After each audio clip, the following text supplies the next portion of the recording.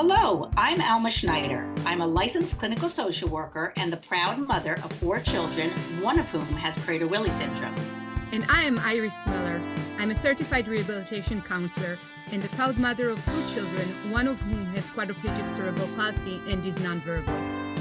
In this podcast, we discuss the uncensored truth about raising children with disabilities. Prepare to laugh, cry, and hopefully learn something new. This is Two Moms, No Fluff.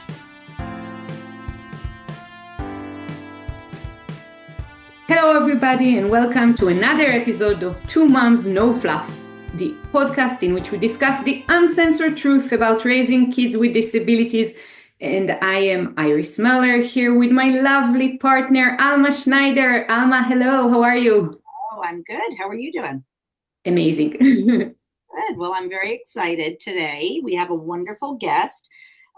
We have Carlos, who is a new friend because of some very interesting things that we have in common. And I'd like to just introduce you, Carlos. Could you start by telling us a little bit about yourself and your background?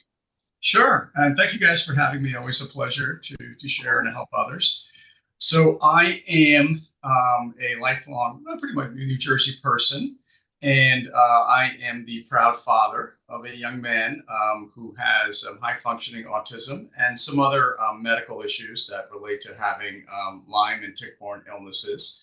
And he is an incredible young person. I mean, he struggles, of course, as most of you would know, with the issues that are attenuated with high functioning autism and, in dealing with that. But we have never viewed it as a limitation on him.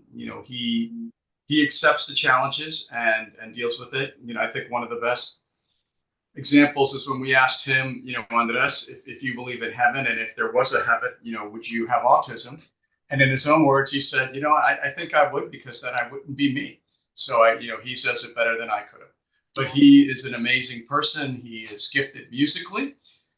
He knows a lot about trains, like a lot of young folks with autism. And so we've been all over the country seeing trains. Wow. And he shares my passion for music. We see lots of concerts together, lots of classic rock, lots of different things. And unlike me, he's become a tremendous musician. He is a very gifted drummer, and we're incredibly proud of him and support his music dreams, and that's something that we're very happy about doing.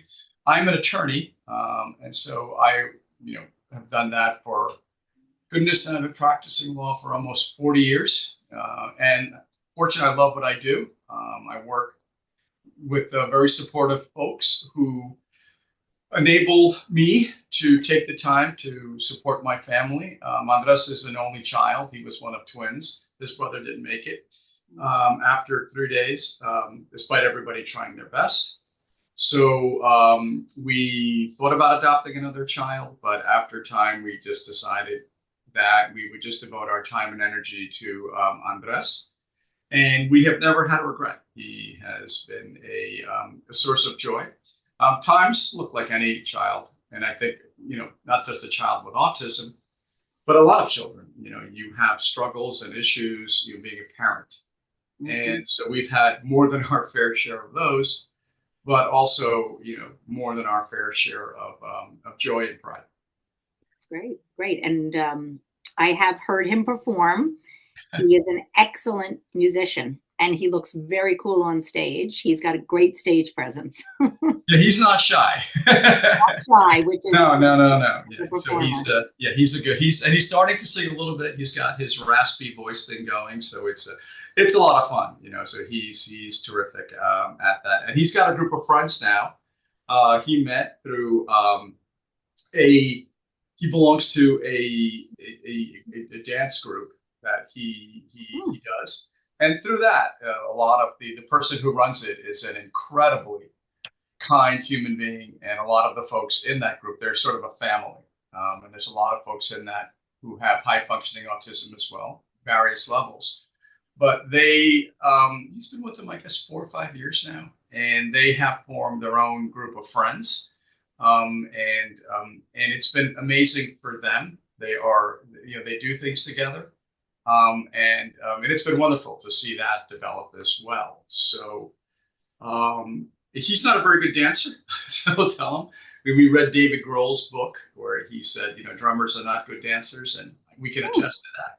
He does his best, and the nice thing too is he has been in a relationship with a young lady he met just by random. We met going to see a tribute show concert, and they met completely by random. Wow. And they started chatting, and over years their relationship developed, and they are a wonderful couple. And I guess we'll get into this more in this discussion. But in a world without limitations, because of programs that they need and the limitations placed on that, they would probably be getting married. They've been together 8-9 years, and Wow. they truly love each other. They're committed to each other. But limitations on programs and the ability to benefit from state-run programs and certain things. Unfortunately, we are not alone in this, but place limitations on their relationship status. Sadly, it's horrible. It's a shame that I can't even imagine if I've been married to my wife now. She's tolerated me for 36 years. But if somebody told me that I could not get married because I would lose, potentially insurance benefits, or really insurance benefits, or different state-run programs that I need because of abilities that, because of certain cognitive abilities that I don't have legitimately, but because I could not pursue a relationship with somebody who I was in love with, because I would lose those state benefits. I mean, that's insane. I mean, that's horrible. It's draconian. It's it literally. I don't even have the words to describe it. Where you have to deal with lawyers. I said I am a lawyer, but the fact that for folks like this, as hard as it is for them to find those relationships and to find love, for them not be able to take the final step and share that love with the world in a marriage or something, is just honestly cruel. And again, I don't know what it would take to change that, but it is, like, the only word for it is really cruel. But we live with it, and fortunately, a lot of these young folks accept it. But it is cruel. And someone somewhere, maybe some organization, should get together and change it, because world is hard enough on these young folks and older folks, because of their cognitive disabilities, to place those limitations on what they can do with their relationships and also work opportunities. Someone told me, you can't make more than a certain amount of money, or you will lose benefits that you actually need. That would be like telling somebody with a physical disability, if you made a certain amount of money, you can't use a wheelchair, or you can't use a handicap spot because you make a certain amount of money. Well, these folks have cognitive disabilities. It's the same thing. Yeah. And if you make a certain amount of money, you lose that ability to get that cognitive assistance, or to get, what you should be getting, just to put you on a level playing field with everybody else. Yes, this is absolutely true. And it's unconscionable. It is totally unconscionable. So, so it's up to us parents to try to level the playing field as much as we can, and try to explain to someone who, unfortunately, like folks like, my son and his, in the person he shares, he tries to, he spends time with, they make the most of it, and so that's what they do, so So, Carlos, if you don't mind, I know that one of the biggest fears for many parents is that our children would end up lonely, not finding a partner for life, and losing up on that opportunity that most of us have to just choose a partner that they can share a relationship, a trusting relationship with. And you have that miracle happen to your son. And yet now your family is kind of entangled in the bureaucracy of legislation. And I was really curious about how your family navigates the situation, the legal aspects of your son's relationship with his partner. Yeah, I mean, you can't take chances because there's too much at stake, right? So you have to work, until the law changes or something changes, and it's yes. Well, let me back up a second, Iris, and say that yeah, I mean, first off, first off, it's hard for a lot of people to find a relationship, not just Yes. folks with disabilities. So, Sure. so I think it's important to remember too that these folks are people. They're regular folks, who think differently, act differently. We all do that, right? At the end of the day. Yeah. So, so I think that is important. And I think for our parents of folks with disabilities to try to remember that, every child, every human is just different. So if your son or daughter is somewhere on the spectrum where they are afraid of making contacts, they're different. You just have to acknowledge that, think about it, but don't, certainly putting them in a room or not exposing them to other folks. You just have to find their groove. Yeah. You have to find out where those people are that are most like them. And So it sounds like you have done that with bringing him out. It sounds like you're very social. You're both very social and really take advantage of activities in the community. And that's like anyone, that's how you're going to meet someone with similar interests, by going to things that you enjoy and finding those people who enjoy them too. But I've also seen, look, I mean, we live in this world too. So you've seen folks who don't do that. You've seen folks who sometimes are overprotective. Yes. And you can't be overprotective too, because if you're overprotective, I think you do your child a disservice, right? I mean, if you just treat them like a child, for the rest of their lives when they're in their 20s, and you're doing them a disservice, because sometimes you have to say no, and you have to tell them you're going to have to function in a world, and if you're not. And if we cater to your every whim, and we tell him no, you can't do that. And it's hard, and my wife, who's an amazing person, bears the brunt of that a lot. I travel a lot, I do things, but my wife, who has a master's degree, has made the decision, the difficult decision to stay home and make sure that he has a fulfilling life. And that's complex. We've seen some of these state-run agencies where their idea of dealing with young adults is to take them, put them in a room, and watch them color and do things, and that's horrible. Yeah. And you're not getting an advantage in life. And there are folks who don't have that luxury. Yeah. No, absolutely. We have the advantage that my wife can stay home and expose our son to different things, to take him out, give him drum lessons, to take him to certain things and do these things. But there are folks, in these days who have to work 2 jobs, 3 jobs to make ends meet. And they have to rely upon, they have to trust that when their young adult goes into, gets taken out and picked up in the morning, they're going to do something stimulating with them, and not just take them to, a mall and walk around for 5 minutes, for half an hour, and then sit in a room and color. That's why it's so important to really check out these programs, because some are better than others. Some of these programs, and now there is a lot more freedom with paying for people to help take him out to do things that he might want to do, or that will be beneficial. Discussing it with him, things that he likes and things that our children enjoy. It doesn't have to be these antiquated day programs where, as you said, they're sitting in a room and coloring.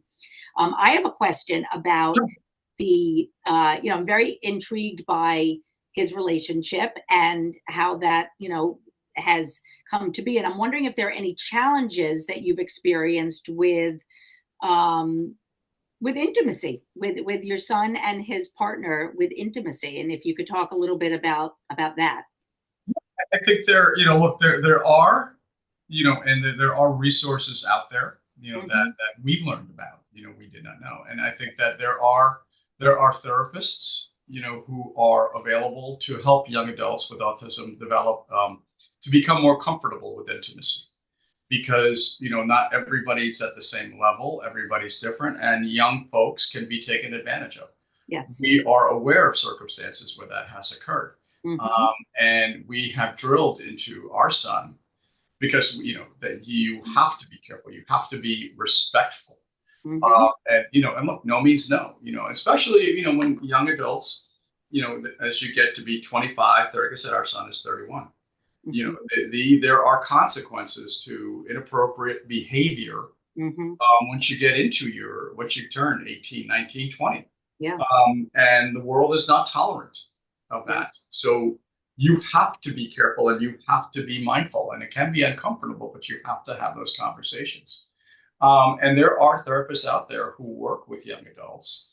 And we were very fortunate to find a therapist who worked with my son and his his significant other here, to get them comfortable where they were able to work on that and improve their intimacy.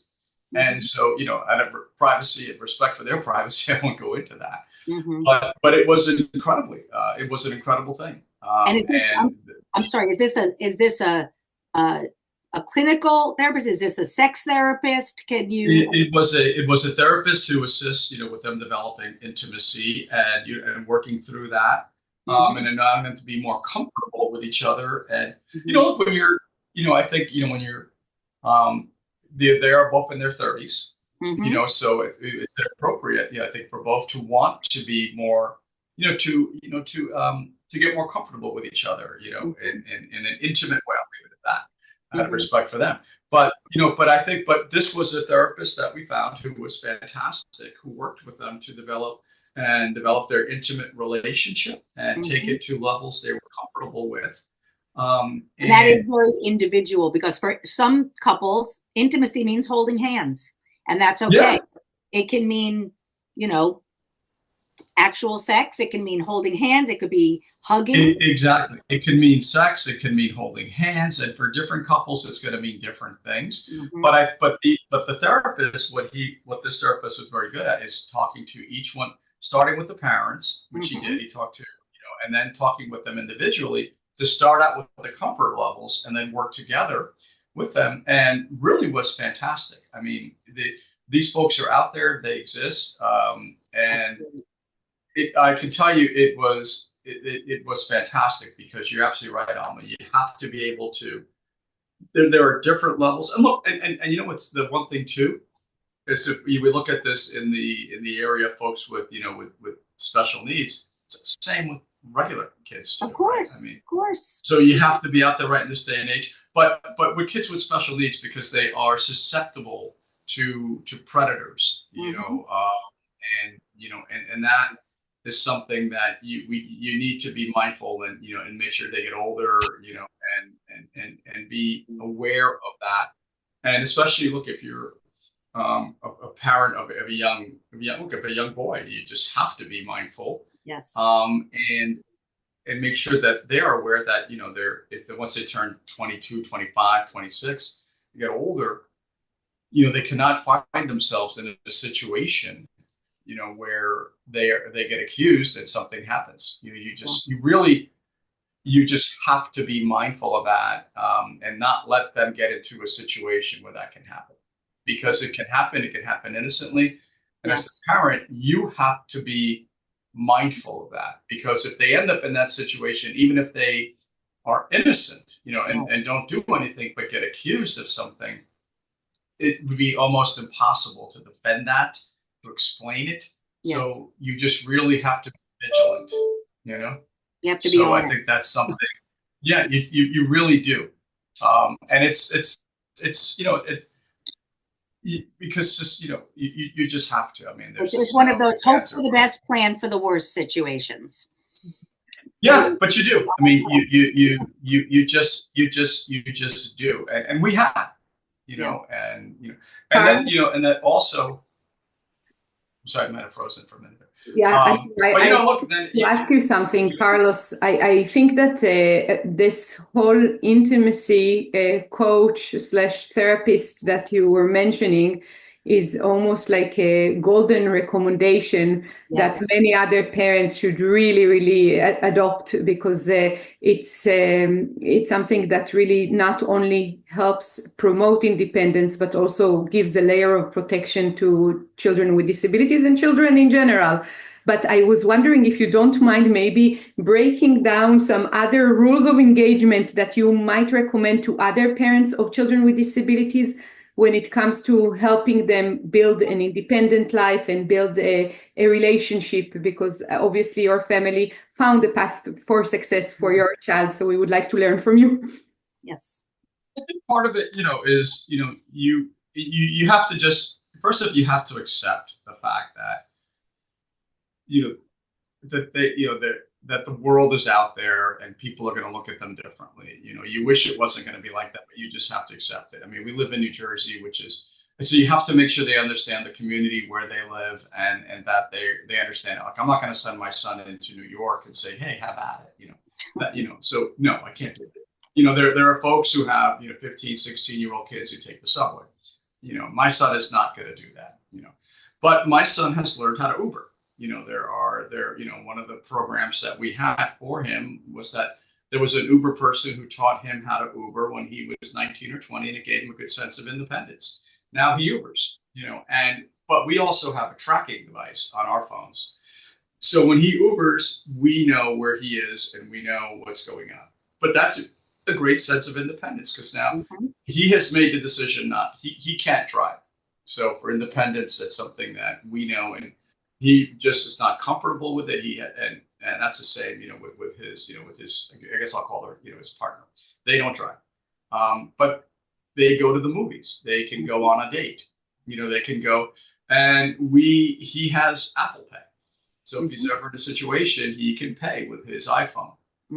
So if he ever runs out and he needs money somehow, he has a credit card. My wife is very diligent with his credit card. She makes him sign it. He does some tasks around the house. We pay him. We tell him how much he gets. We're always obviously very careful. He now has a job where he makes a small amount of money. He does it once a month. He volunteered at a library for a while, which was great. Because he can't make money, but he did. But it did give him something to do, and he was proud of it. And we keep him on task. We give him things to do. So we do that for independence as well. We don't want him, sitting watching videos all day. Right. But the Uber is a big thing for independence. Very big. Yeah. And that is something that is great, and again, but we have the app, so we know when he's going somewhere and where he is, so, and that's something that he gets that benefit. He uses his funds for that. I think, who your provider is and who you deal with is also very important. Do you have a good advocate, for those programs? There are now two, I think we don't, our son did go to a community college for a little while, and that worked out well for him because he met friends there, and it gave him some sense of independence. Obviously you can send them out to do some things, so that was something we did for him, and again, we don't baby him. Right. Did not do that. And we've seen it. We've seen folks who don't let their kids do anything. And they're like, no, we tell him, if you want to do this, then you have to communicate with people. You have to go out and do this. We tell them no. So that's something that, I think that fosters independence.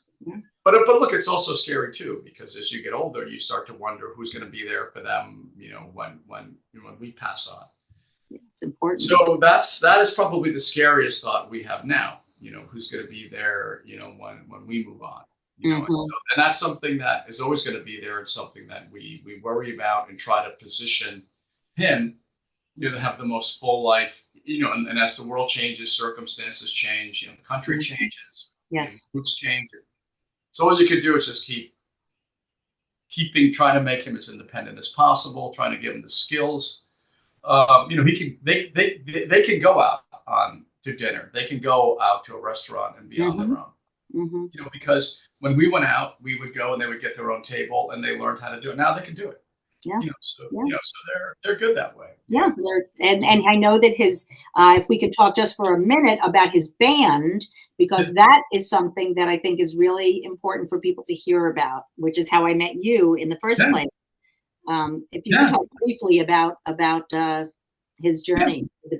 We're trying to form, a band for them and for, his folks. He's got a lot of young folks who are on the spectrum who play with him, and they're all incredibly talented musicians. So we're trying to form a charitable organization to do that.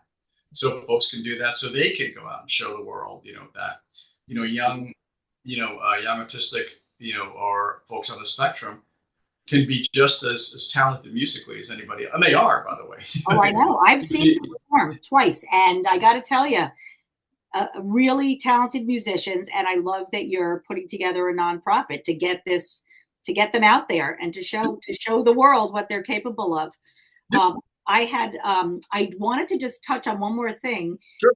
As we're getting close to the end of the interview, that you mentioned, hopefully there'll be a movement for, to change the laws regarding people who have disabilities to be able to get married. And there actually is a movement, and there's actually a movie out called Patrice the Movie. It's on Hulu right now, and it is about someone that is near and dear to us because she has performed and spoken at our Disability Pride Parade here in New Jersey. But she has gone with others to Washington, D.C.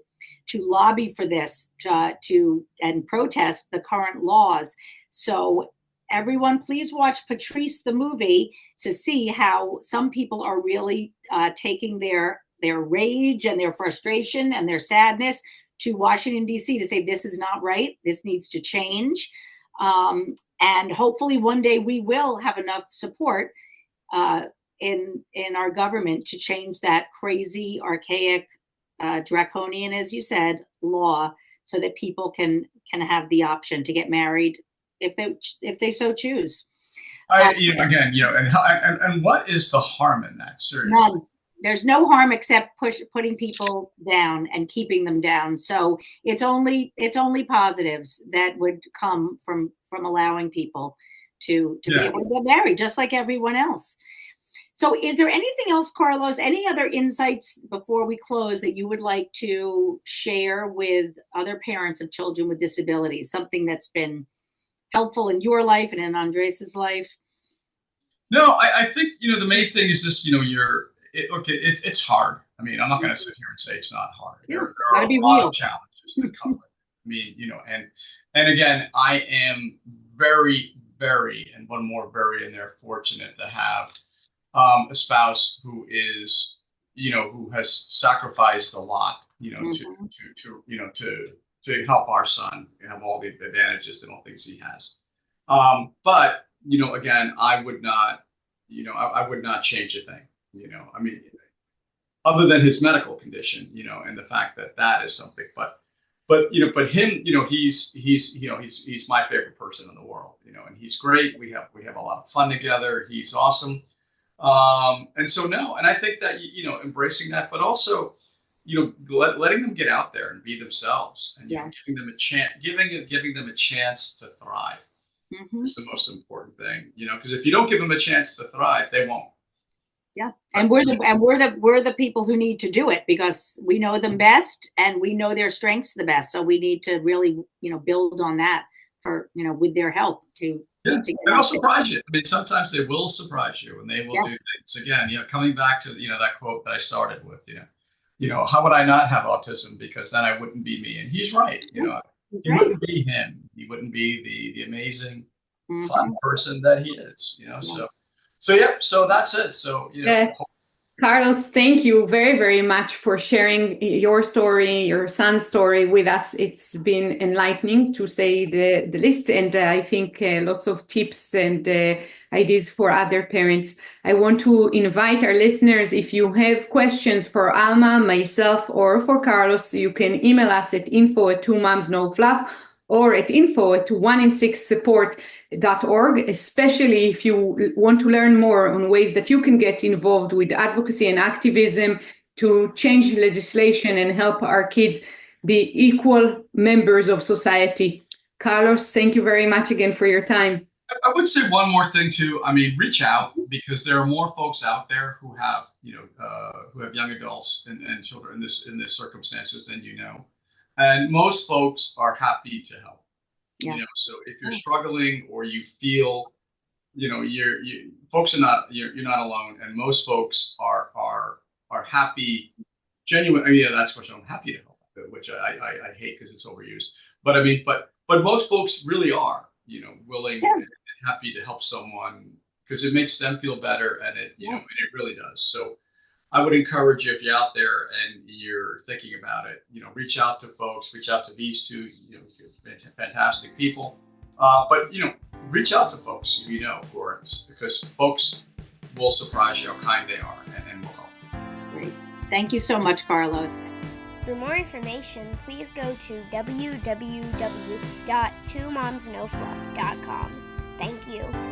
If you like this podcast, please subscribe and give it a 5-star rating so more people can hear it. Thank you.